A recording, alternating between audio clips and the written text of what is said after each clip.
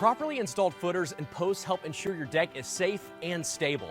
So it's best to understand what this means and how to properly install your deck's foundation.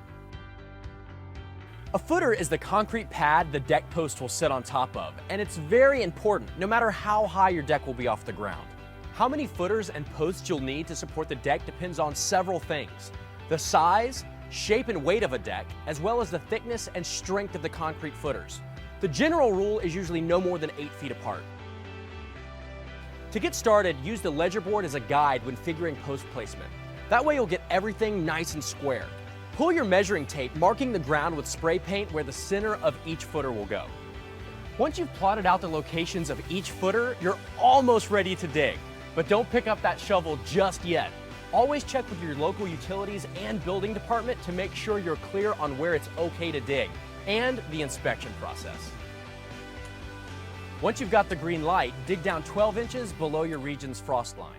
The reason you do this is so that your footer and post won't shift when the weather gets cold. This is called heaving, and you definitely want to avoid it. If digging with a shovel or post hole digger seems a little too old school, consider renting an auger from a home improvement store. While it takes some strength to maneuver, it definitely speeds this part of the process along. Once the holes are dug, use a tamper to compact the loose dirt. Then check the depth of each hole and trim the cardboard concrete forms so they'll stick above grade by 2 inches.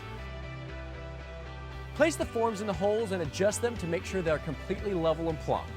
Keep in mind, many areas require an inspection to ensure that you have enough footing and that their dimensions meet certain criteria. So never pour your concrete prior to an inspector giving you the go-ahead. Once you've passed inspection, then it's time for the concrete. Add a base layer to the bottom of the hole and then set the posts, checking to be sure they're plumb. Add more concrete around the posts until the form is full. Use a trowel to get rid of any air pockets and smooth out the top when you're done.